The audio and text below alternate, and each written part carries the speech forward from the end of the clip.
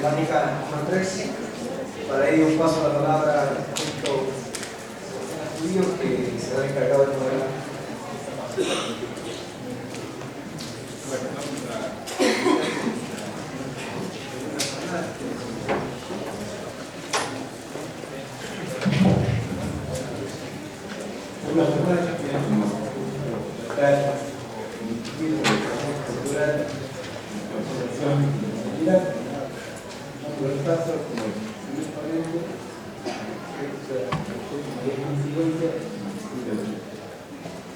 Tema desarrollo del paisaje, la perspectiva de la comunidad, el patrimonio histórico.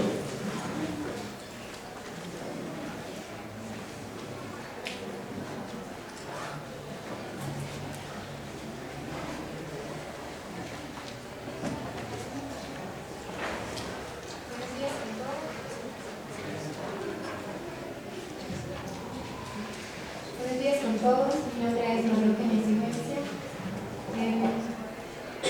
Estoy presentando el día de hoy un trabajo que hemos realizado conjuntamente con dos compañeros mías, Silvia Avilla y también Silvana Andrade.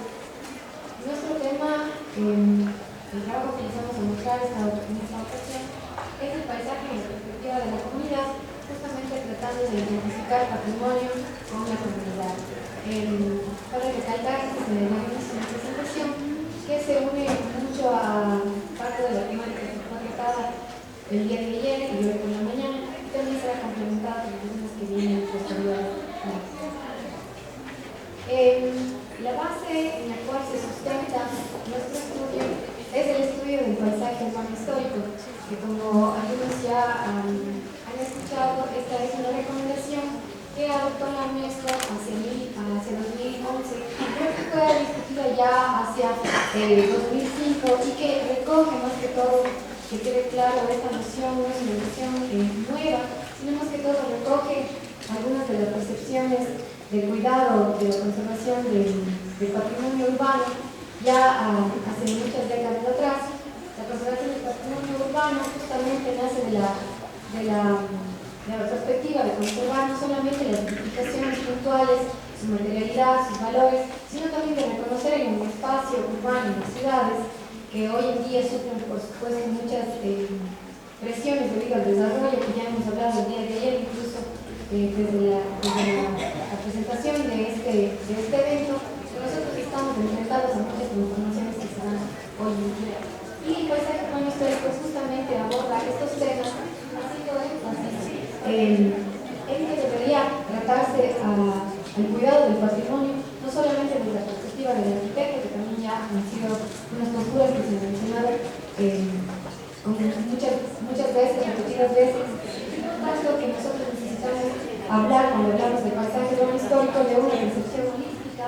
Por otro lado, también necesitamos salir un poco de los bordes del centro histórico. Nosotros vemos que el desarrollo que se da en las ciudades justamente está afectando, si bien obviamente afecta el centro consolidado histórico, también lo que estamos viendo es que hay mucha presión en los bordes, en el territorio alrededor. Y es por eso que nosotros creemos que una de las cosas muy necesarias cuando pensamos en el tema del paisaje es justamente la ampliación del territorio, la inclusión de nuevas disciplinas y una cosa que hemos tratado también de enfatizar es que el ciudadano como protagonista es cumple uno de los roles más importantes hoy en día en la sociedad. No olvidemos que obviamente vamos de la mano de los expertos, pero en este caso nuestro estudio se enfoca justamente en cómo los ciudadanos pueden dar su aporte justamente al reconocimiento del patrimonio en nivel urbano. Por otro lado tenemos esto que ven al lado es un esquema de lo que se adoptó en el borrador únicamente de la Convención sobre el Paisaje Urbano Histórico en 2010, en donde se existen ciertos pasos que deberían seguirse para llegar a este tipo de conservación del paisaje en su totalidad. Entonces, estos 6 pasos lo que nos permiten es darnos cuenta en qué punto estamos en el estudio de nuestras ciudades y ver cómo avanzamos para el debido cuidado. Entonces, este esquema paso debería hacerse un mapeo de recursos, luego llegar a un consenso con la comunidad, sobre todo es importante, y luego también ver cuál es el tipo de vulnerabilidad a la que está expuesto este patrimonio urbano, para luego hacer un tipo de priorización de cuáles serían las acciones que deberían tomarse como prioritarias dependiendo de los valores que se le han asignado de este consenso comunitario que hace llegar. Y obviamente lo que es necesario siempre es lo que nos estaba hablando ya abiertamente, el establecimiento de consensos interdisciplinarios y también interinstitucionales. Entonces, hay muchos esquemas también que presentan cuál es la dinámica del paisaje, cuáles son los elementos del paisaje urbano histórico, como ustedes ven, las iniciales muy conocidas también en inglés como por sus siglas y en español como paisaje urbano histórico en Cuenca. Y justamente el tema que les hablaba acerca de un nivel holístico, es decir, cuando vemos al centro histórico de Cuenca no lo vemos únicamente. Esta es una foto tomada desde la catedral de la Inmaculada en el centro de la ciudad de aquí en la que nos encontramos. Y obviamente para entender la conservación de este paisaje no es necesario verla únicamente como un ente cerrado de valores patrimoniales, sino también nosotros, incluso la UNESCO nos ha reconocido como Patrimonio de la Humanidad, justamente haciendo hincapié en la importancia de la ubicación geográfica de nuestra ciudad. La ciudad, como está dicho en el documento de denominación, es una ciudad en frontera, es decir, que la topografía en donde nos inscribimos hace de este valle esta característica, esta distinción entre lo que es el contexto montañoso y lo que es el centro histórico. Obviamente nosotros tenemos muchos elementos en la ciudad que podríamos abordar o llamarlo dentro del paisaje, es decir, no solamente la topografía, tenemos cuestiones ya que son inmateriales, como la identidad, los valores sociales, los espacios abiertos, existen procesos económicos que pasan para darse estos resultados y obviamente una vez más la geomorfología, que es muy típica de nuestra ciudad. Entonces, lo que nos hemos enfocado en nuestro estudio es justamente dos de estas partes específicas de la recomendación, y la una es la ampliación del territorio de estudio, es decir, salirnos un poco de los bordes que hemos estudiado hasta ahora como centro histórico, y la otra parte muy importante, tomarlo al ciudadano como protagonista. Como todos hemos estado viendo ya, el Cuenca se encuentra formada por su centro histórico, un área buffer, y también lo que se ha adoptado ahora hacia el borde sur del río Tomebamba, la parte que la conocemos como el ejido que ustedes ya van a conocer un poco mejor en las siguientes presentaciones. Esta área del ejido en donde se encuentran unos valores que ya difieren un poco de lo que son los valores del centro histórico, ya que fue construido en otra época, tiene su propia identidad, y por lo tanto nosotros nos hemos centrado en esta primera etapa de crecimiento de la ciudad, que se dio a partir del Plan de Datos General de 1947. Una de las características principales del ejido es que justamente tiene una traza diferente a la ortogonal del centro histórico, y esta traza radial que fue planteada y se puso en manifiesto entre los dos ríos, es decir, que sus bordes naturales son el río tanto Tomebamba, significativo tanto históricamente, no solamente para el ejido, sino para el centro histórico. Este espacio creemos que es el espacio en donde nosotros tentativamente vamos a identificar junto con la gente cuáles son estos valores que sobrepasan únicamente la intención de cada edificación, sino hacia los valores de orden urbano. Una cosa antes de pasar a esto, hay que mencionar que el ejido ha sido incluido dentro de la lista del Patrimonio Nacional del Ecuador hacia 2011, luego del decreto nacional que se dio emergente a finales del 2008. Es decir, que el valor del ejido ya fue reconocido a nivel nacional, y una de las características específicas de salirse de los bordes, de entender únicamente el valor como edificación, se lo hace a partir de la ficha de levantamiento para el inventario del ejido, en donde la asignación de valor para estos espacios no se da únicamente como edificación, sino también hay una asignación de valor que se da en el ámbito urbano.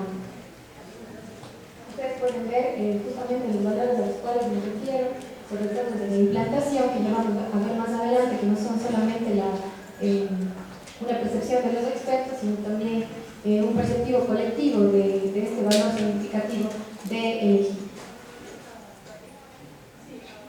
Entonces, nosotros lo que hicimos el año pasado, conjuntamente con un evento que recogió mucha información en cuanto a la identificación de valores en este sector, lo que hicimos es crear un espacio de diálogo entre muchos actores de la sociedad. Para este taller que se dio hacia marzo del 2016, nosotros contamos con la participación activa, digamos así, de un salón muy grande que estuvo ayudándonos a la identificación de visuales, y además se realizó un taller un poco más reducido, con un número reducido de personas, que se dio justamente para entender temas específicos del ejido.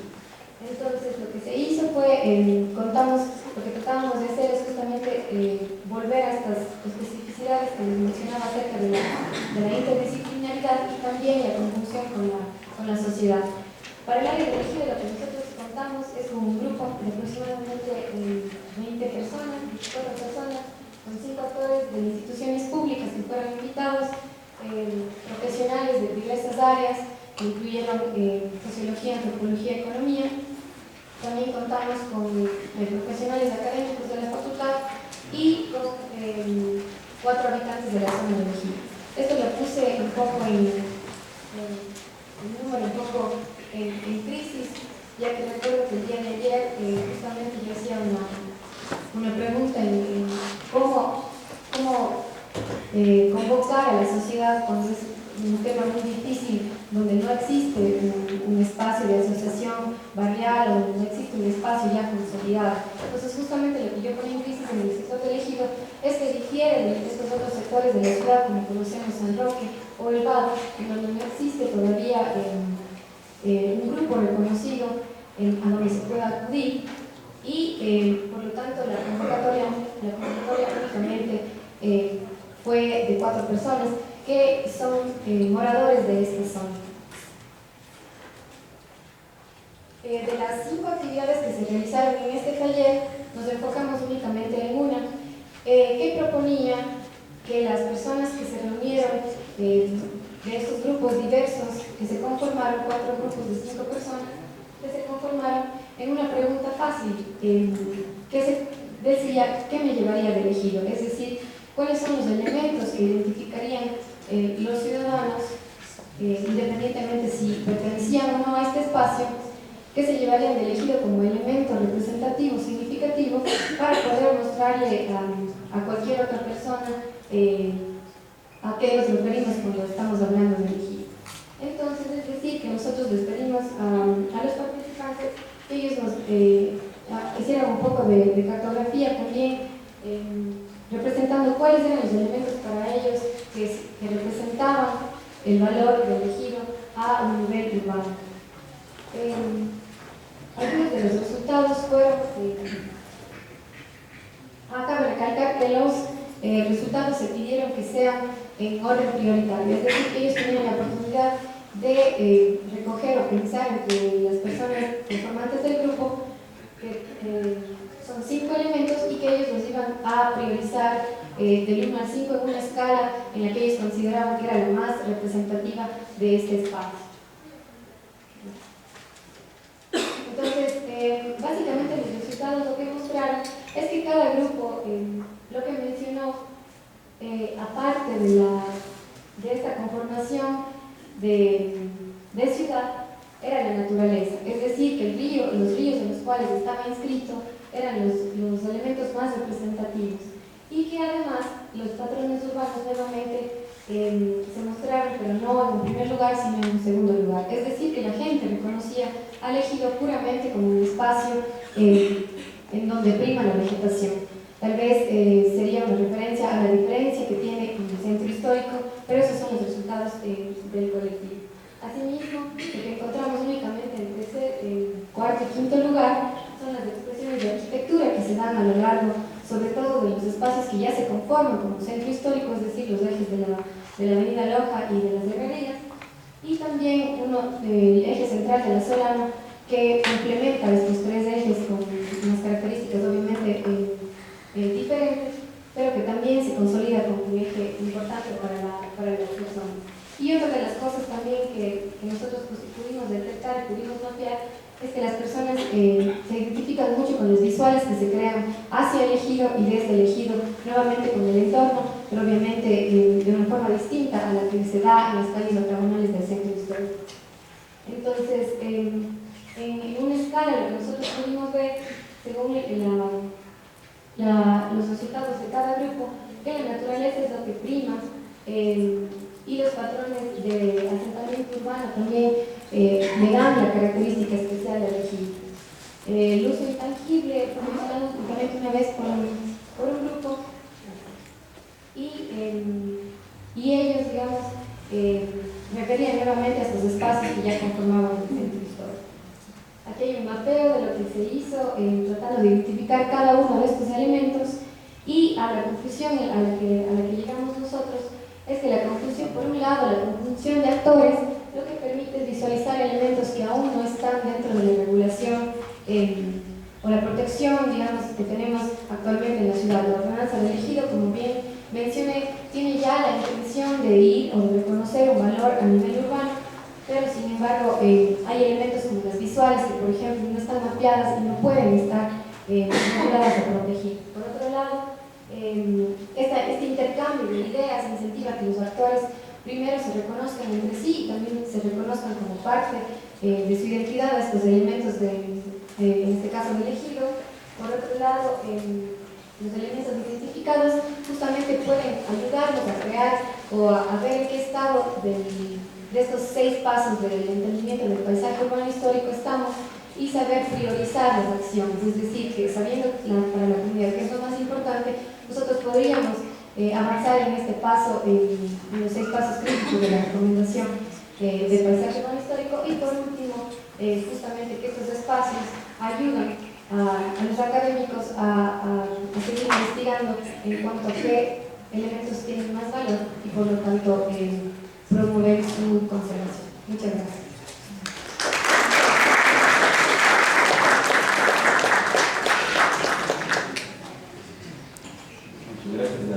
Gracias, a continuación vamos a pensar que en este estudio Dani y Santiago Vanegas, que son profesores de la Universidad de la SUAY, nos dan a la ponencia del Centro Histórico de Cuenca como plataforma de investigación del proyecto urbano arquitectónico, una mirada de los proyectos militares.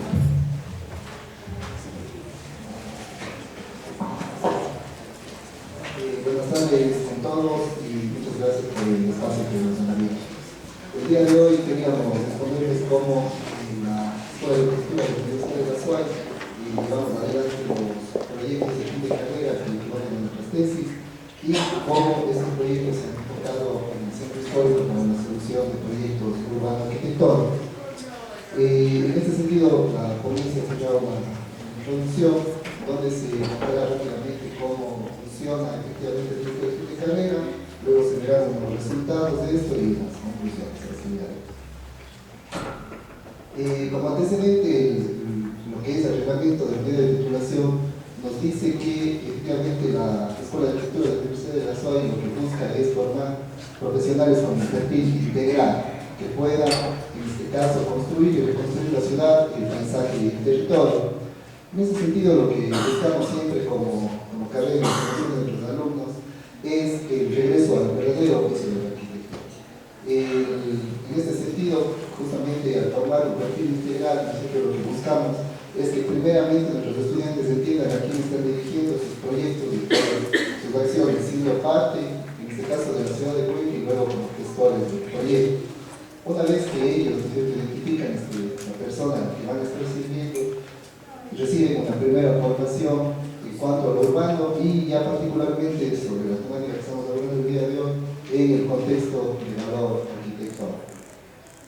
La formación del perfil integral de un arquitecto, en este caso para nosotros, busca que el alumno y luego el profesional domine, en este caso, sí el hecho, ¿cierto?, de implantarse en una ciudad como la nuestra, que es patrimonio cultural de la humanidad, pero también que entiendan que justamente esa condición no es una camisa de fuerza, sino una oportunidad justamente de poner en valor, ¿no es cierto?, muchas cosas que están ahí presentes y poder intervenir para ir actualizando también ese contexto que se había hablado hace unos momentos en capas, ¿no es cierto? Entonces nosotros pondríamos esa última capa.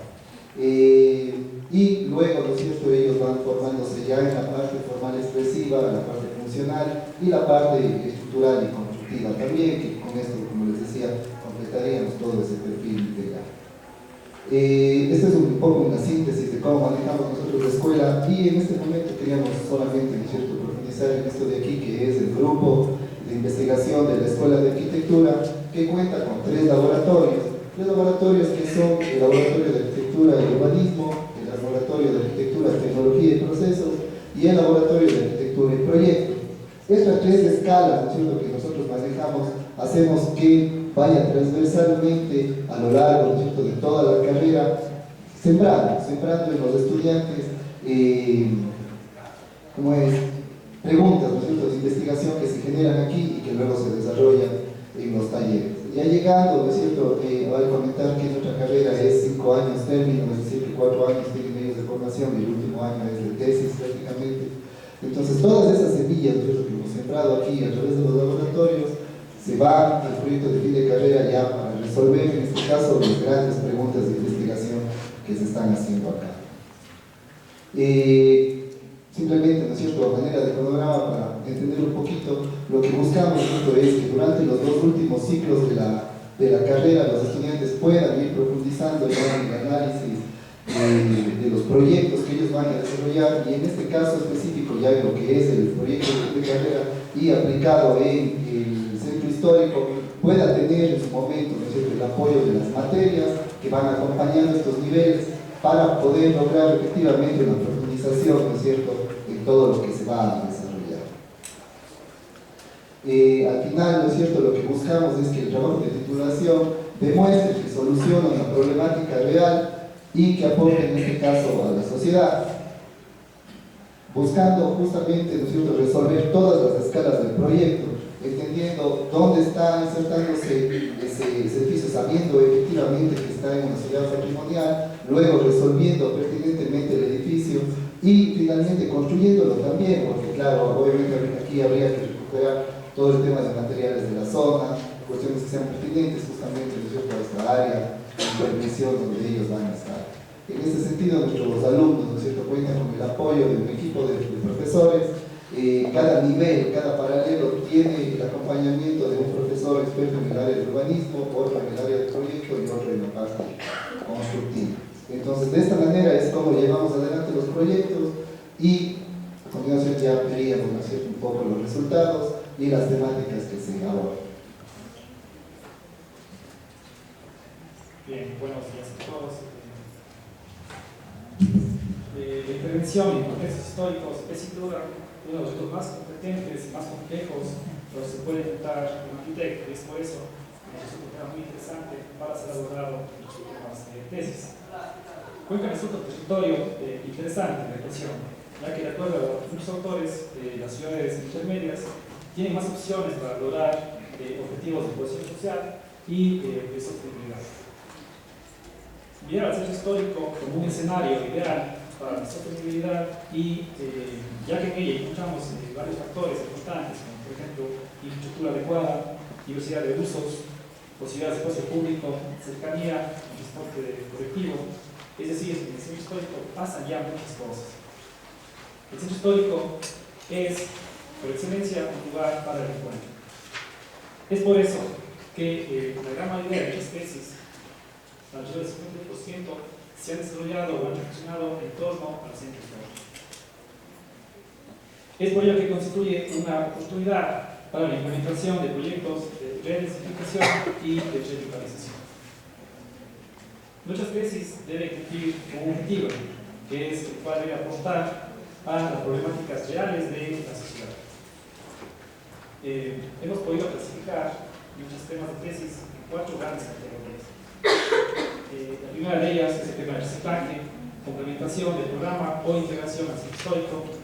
Una categoría que podría llamarse proyecto nuevo en sitios de manzana. La tercera, proyecto nuevo en sitios de oportunidad o valor negativo en sitios históricos. Esta categoría de valor negativo está dada ya por el sitio histórico, por su dirección de áreas históricas. Y finalmente, una refuncionalización y puesta en valor de edificios patrimoniales.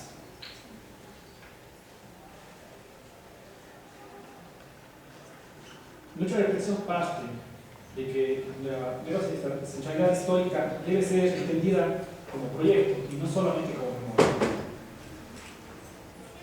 Entendemos el patrimonio como la oportunidad para construir ciudades más sustentables y no como un museo estático solamente para la conservación. Es decir, el centro histórico debe ser un centro histórico nuevamente. ¿Dónde es la fotografía?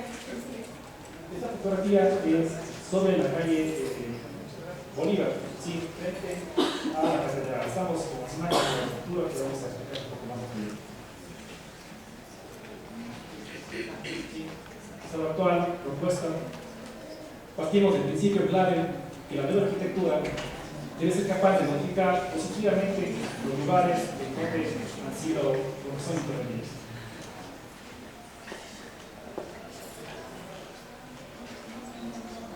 Nuestros estudiantes deben cuestionarse cómo construir una mejor ciudad que, preservando sus valores heredados, se aporte a los nuevos requerimientos de la sociedad de manera sustentable y sostenible. Es decir, los proyectos deben dar respuesta a los actuales ciudadanos.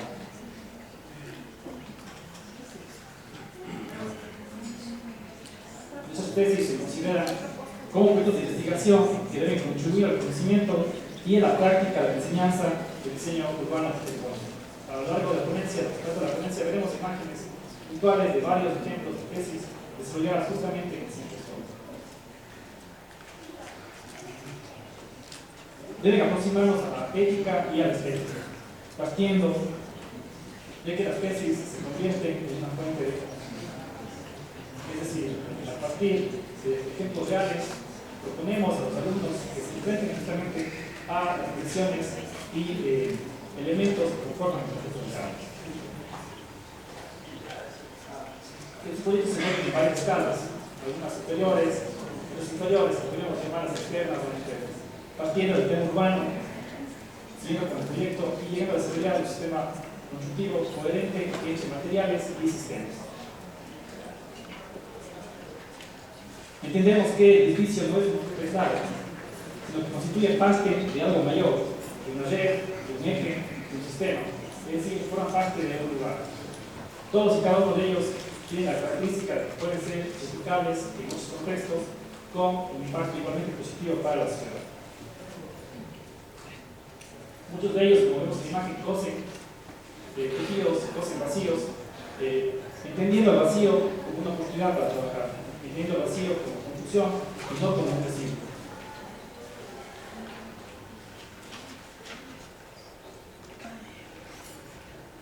Vemos imágenes antes y después de las propuestas, en las cuales es claro que las intervenciones lograrían objetivos claros de densificación, aumento del espacio público, calidad, estética, ética, es decir, son proyectos que contribuirían a que el centro histórico vuelva a conserve su utilización.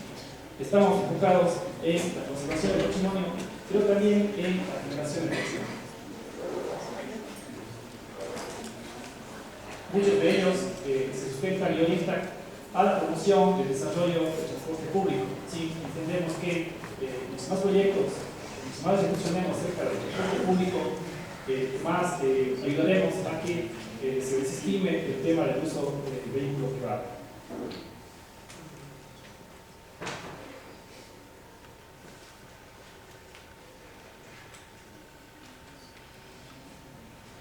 La propuesta nace del programa.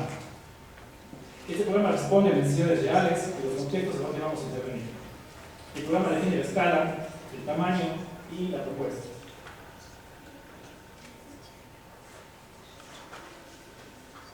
La La pregunta sería, ¿cómo tomamos los ejemplos modernos y los reposicionamos en este momento? Es a partir de entender y establecer como arquitectónicos criterios de diseño, los cuales pueden ser factibles para propuestas reales en el centro histórico. Estos referentes se analizan de manera sistemática, generando criterios de diseño, los cuales son vestidos en el proyecto y parten de detalle constructivo. Es muy importante para este ejemplo, ya que entendemos a la arquitectura como resultado de su parte constructiva. Los proyectos se evalúan con criterios particulares y generales. Muchos generales tenemos su capacidad, su complejidad urbana, accesibilidad y movilidad, cohesión social, generación de espacios públicos. Y entre sus evaluaciones particulares encontramos las necesidades alcanzadas, el incremento de la diversidad de usos, potenciación de equipamientos y servicios, generación de espacios de calidad para estancia y para peatones, usos de transporte público, plantas abiertas, plantas bajas activas y permeables, eliminación de barreras físicas y sobre todo el tema de la articulación con las preexistencias.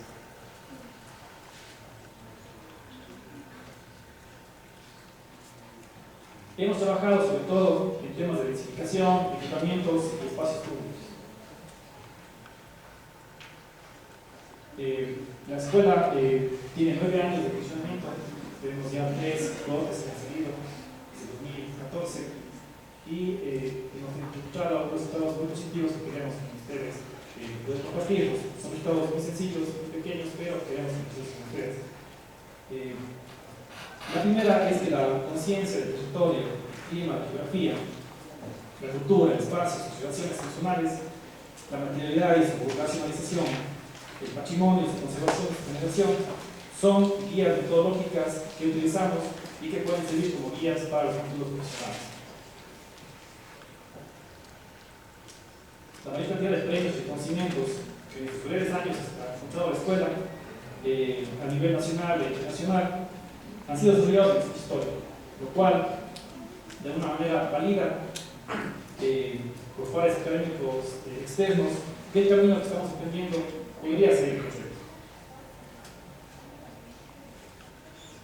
La modalidad de clases presenciales, es decir, una tesis acompañada por profesores, permite un aprendizaje entre pares, lo cual fomenta y desarrolla el sentido de crítica y autocrítica de los mismos alumnos. Pensamos también que realizar un proyecto urbano arquitectónico integral, es decir, de las escalas urbanas, proyecto de diseño constructivo, es la mejor manera para evaluar el cumplimiento del resultado de aprendizaje de la escuela. Estamos conscientes, estamos como arquitectos que pueden asumir las responsabilidades de su profesión como ciudadanos y como futuros líderes de estos territorios. Finalmente, tenemos mucha esperanza en el futuro y el futuro de la ciudad de Cuenca está en su centro histórico. Muchas gracias.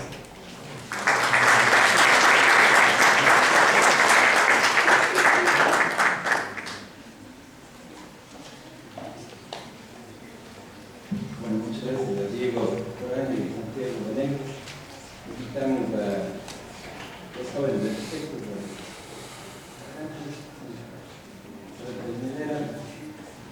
nos van a hablar de la incidencia de la altura de las edificaciones en el paisaje urbano histórico y fase lectura de la ciudad.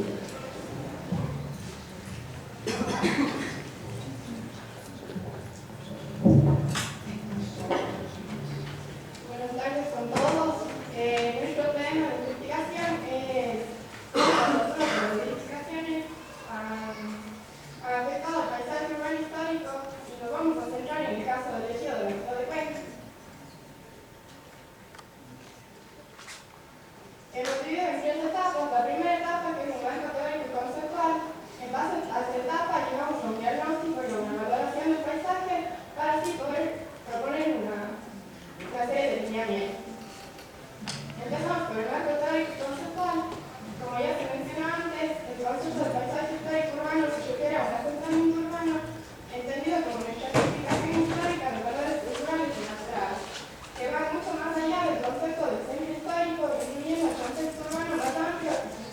lugar.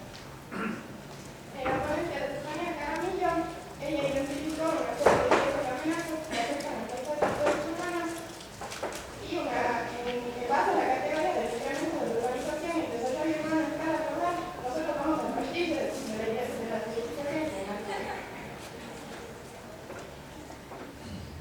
Finalmente, para cerrar este capítulo, se realizó un análisis de casos de estudio para aproximar la problemática de las edificaciones en altura y su impacto en el desarrollo urbano histórico. Analizamos 3 casos de Colonia en Alemania, Sevilla en España y la ciudad de Cusco en Perú. Estas 3 ciudades han presentado diferentes problemas. Su patrimonio se ha visto afectado por las edificaciones en altura e inclusive algunas de ellas han entrado en la lista del patrimonio en peligro debido a las mismas. Al finalizar este análisis de casos, tomamos algunas de las acciones que ellos aplicaron para rescatar su patrimonio, para tomarlas al final en la propuesta como alineamientos generales para el respeto de visuales en la ciudad. Como segunda parte de nuestro trabajo de investigación tenemos el diagnóstico y la valoración del paisaje visual. Para ello se elaboró una metodología, la cual consiste en 2 etapas, una primera etapa de diagnóstico y una segunda de valoración. Esta metodología fue aplicada en nuestra zona a nuestra área de estudio, que es el Ejido. Primero empezamos con una breve reseña histórica, la cual nos permite aproximarnos en una primera instancia a nuestra área de estudio. En segundo lugar, hicimos una delimitación, la cual consiste en determinar una cuenca visual y luego dividir la misma en unidades de paisaje. Una cuenca visual, según Domingo Gómez Orea, está definida como una fracción del territorio que puede ser observada desde un punto sin interrupciones y viceversa, la cual se encuentra condicionada por la distancia, por el relieve. La cuenca visual que nosotros determinamos tiene como límites al norte el Barranco, al sur las colinas de Turi e Hito Cruz, al este y al oeste la calle de las Herrerías y la avenida Loja, respectivamente, al ser límites históricos del Ejido. Como tuvimos una cuenca visual muy extensa, decidimos centrarnos solamente en el área del Ejido. Para dividir las unidades de paisaje, analizamos diferentes aspectos como el relieve, el área de protección histórica de la ciudad, las edificaciones en altura, las unidades del paisaje de proyecto BLI, puntos de fotografías concurrentes, las áreas verdes y la vegetación, y finalmente las edificaciones con valor patrimonial que se encuentran en la zona. Se elaboraron los mapas que pudimos observar para luego interponerlos y resultaron 8 unidades de paisaje. Se intentó buscar la mayor homogeneidad posible en la misma.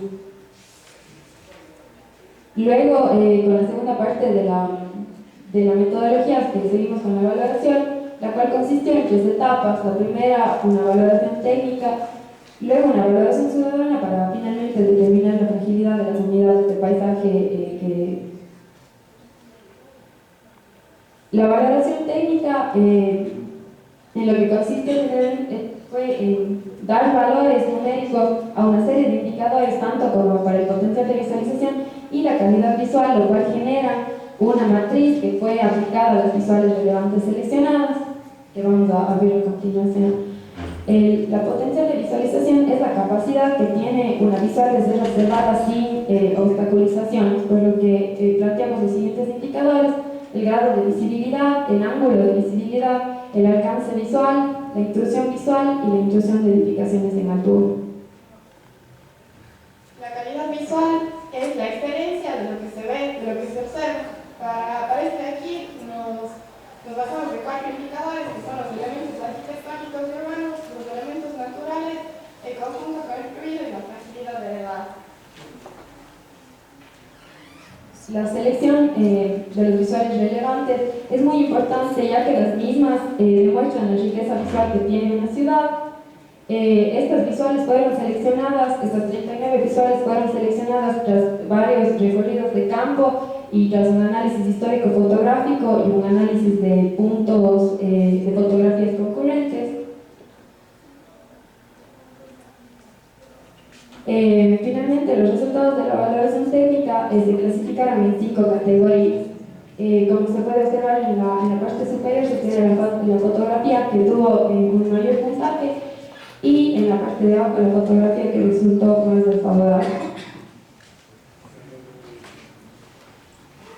Obteniendo así este plano de visuales existentes en el ejido, donde la mayoría de visuales se generan a lo largo del barranco. Al lado oeste de nuestra área de estudio se puede observar, nosotros pudimos observar que estas visuales ya se encuentran obstaculizadas por edificaciones en altura y que a lo largo de la 10 de agosto aún hay como rescatar algunas visuales. Después de la valoración técnica, quisimos incorporar diferentes disciplinas diferentes a la arquitectura. Es por eso que realizamos una valoración ciudadana. Para esto seleccionamos una serie de fotografías, consultamos a la ciudadanía y obtenemos una serie de resultados de construcción. Para esto seleccionamos 10 fotografías de las que estaban en un rango muy alto y las que tenían un rango bajo y procedimos a consultar. Hicimos un mural para 10 fotografías y pedimos a la gente que nos diga cuál era la mejor fotografía y cuál le parecía la más desfavorable. Y llegamos a la conclusión de que coincidía nuestra valoración con la valoración de la ciudadanía. La imagen que fue valorada técnicamente como la mejor fotografía coincidía con la ciudadanía e igual las más desfavorables con lo que nos decía la gente. Estas imágenes desfavorables son imágenes que se presentan como incógnitas, que pasan desapercibidas para nosotros, a pesar de que siempre pasamos por ahí, siempre circulamos por ahí. Finalmente, determinamos la fragilidad de las unidades de paisaje. Como ya se ha venido hablando, al momento de que hablamos de fragilidad, hablamos de vulnerabilidad, la cual está definida como la propensidad de las cosas a ser dañadas por una amenaza. En este caso, la amenaza serían las edificaciones en altura. Para determinar la fragilidad, utilizamos el método propuesto por Domingo Gómez Varela, el cual consiste en comparar la puntuación del potencial de visualización y el de calidad visual, lo cual nos llevó al siguiente plano resultante. Al final de realizar todo este análisis, se determinó que todas las unidades de paisaje tengan por lo menos una fragilidad media, porque el ejido, al ser una área que no tiene mayor relieve, si es que se incrustara una edificación de grandes edificaciones, no solo afectara a dicha unidad de paisaje, sino afectar al resto del territorio y, más importante aún, afectaría directamente al centro histórico. En base a la investigación anterior, llegamos a una propuesta. La propuesta se basa en una serie de lineamientos en base a los elementos positivos que podemos rescatar y en base a los elementos negativos que deterioran el paisaje.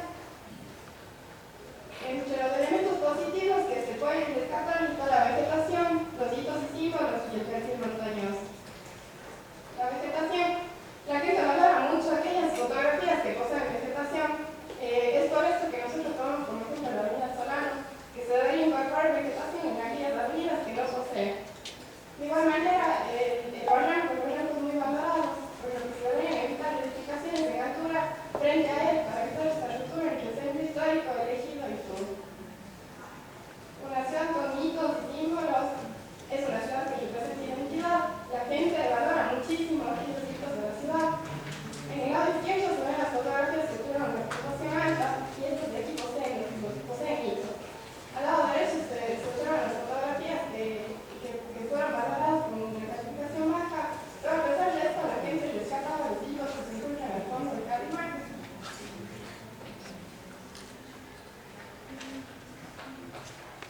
El perfil montañoso, si bien nosotros tenemos en nuestra memoria la geografía sagrada, debemos evitar la implementación de edificaciones que obstaculicen el perfil montañoso.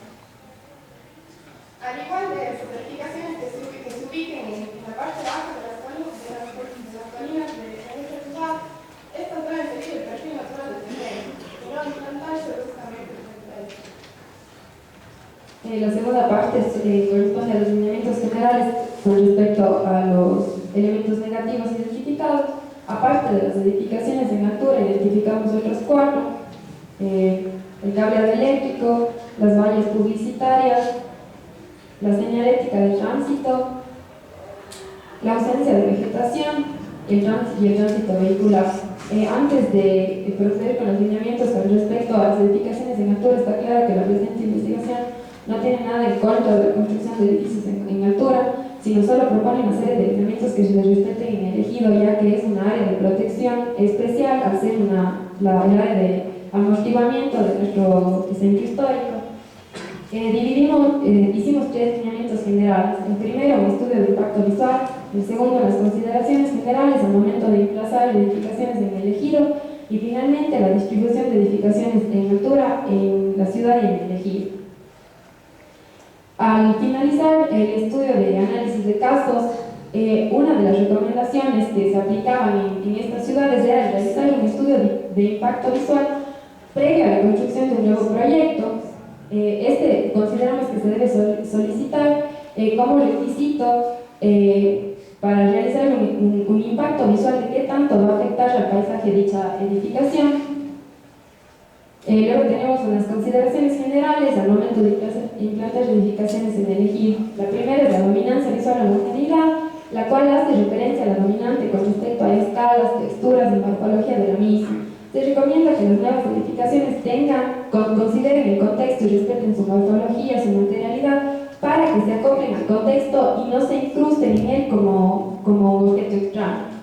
Luego tenemos a la silueta, que hace referencia a aquella línea exterior que delimita la superficie del territorio. El ejido se encuentra en la tercera teraza que conforma la ciudad, por lo que se recomienda construir edificaciones que no rompan esta silueta existente, ya que si se construyeran edificios en altura, se rompiera la misma y también obstaculizarían esta relación visual que existe desde la colina de Turi hacia el centro histórico y viceversa. Y finalmente, la distribución de edificaciones en altura en la ciudad. Como sabemos, existen zonas como la avenida Ordóñez Lazo en donde se han construido edificios en altura, los cuales no interfieren de mayor manera al paisaje urbano histórico. Lo ideal sería construir edificaciones en zonas que sean similares a estas. Pero como sabemos, el ejido es un área que tiene un alto interés inmobiliario, por lo que prohibir construcciones nuevas sería casi imposible. Lo que nosotros hicimos fue identificar en un plano en donde aún existen estas relaciones visuales que deben ser protegidas, y propusimos un plano en donde se regulen las edificaciones por número de pisos, y llegamos a la conclusión que se debería prohibir las construcciones de mayor edificación en el área que está próximo al barranco, y las edificaciones que podrían construirse en altura sin afectar de mayor manera sería en la parte que está pegada al comienzo de las colinas de Turi. Bueno, no hemos identificado una gran cantidad de visuales, algunas de ellas se encuentran obstaculizadas, entonces nosotros llegamos a la conclusión de que se deberían proteger estos visuales que aún poseen mitos o que aún se pueden rescatar. También nuestra metodología que hemos planteado se puede aplicar a otras áreas de estudio, porque nosotros únicamente nos centramos en el ejido.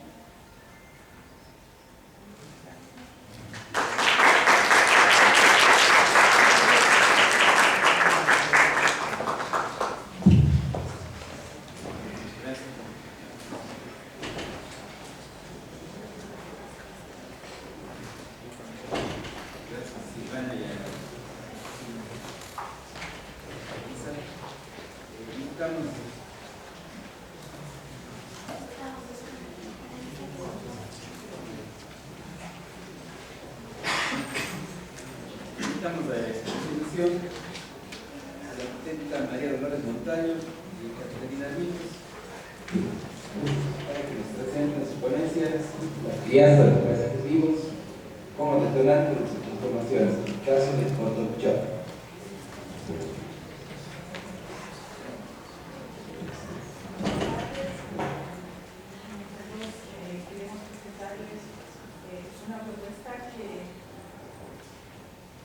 Nosotros estamos presentando aquí una propuesta que es basada, digamos, en nuestra experiencia desde el Laboratorio de los Paisajes Vivos, que es, digamos, un espacio y un proyecto de investigación que se ha realizado desde la Facultad de Arquitectura, Diseño y Artes de la UCE Quito.